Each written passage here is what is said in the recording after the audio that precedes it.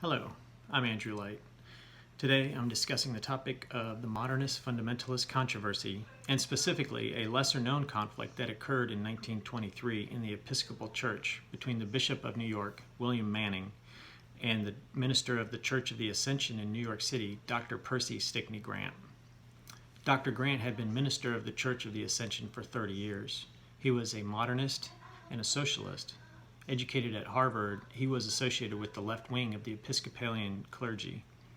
In a January 1923 sermon, he declared that few clergymen educated in the sciences accepted the idea that Jesus had the power of God.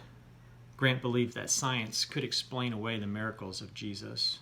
He said, "Science understands them. They are not miracles." Grant also called into question the veracity of the virgin birth of Christ. He did not see his unbelief in the virgin birth as a barrier to Christianity. He was also set against the church's stance on divorce and was engaged to be married to a woman who had been divorced twice previously. Although to his credit, his stance on divorce went back much further than his relationship with his fiancée. Bishop Manning and many others saw Grant's sermon quite differently. Manning responded to Grant in a letter which he provided to the newspapers, in which he required Grant to either publicly correct his position by stating that he accepted the faith of the church as set forth in the Apostles' Creed, or resign his position. Grant did neither of those. What happened, though, by providing those letters to the paper, Bishop Manning made this minor conflict into a nationwide spectacle in the Modernist-Fundamentalist Controversy. Edward Farley, in his article, Fundamentalism, a Theory, describes fundamentalism as a trans-denominational movement among conservative Christian groups in the United States, which, in the first part of the 20th century, vigorously and publicly defended biblical inerrancy against historical criticism, and biblical geology and cosmology against the theory of evolution. This defense that Farley speaks of was needed to combat the modernist influence that was infiltrating the church.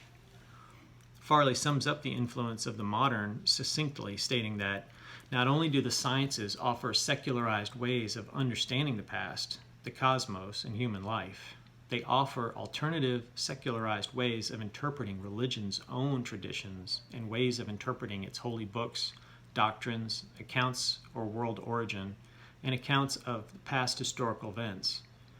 This is what modernists like Dr. Grant were advocating, that science could explain the miracles of Jesus and the origin of the earth. David Shannon notes that modernists were eager for an organized church that would be free and that would search for a religion consistent with the modern scientific temper.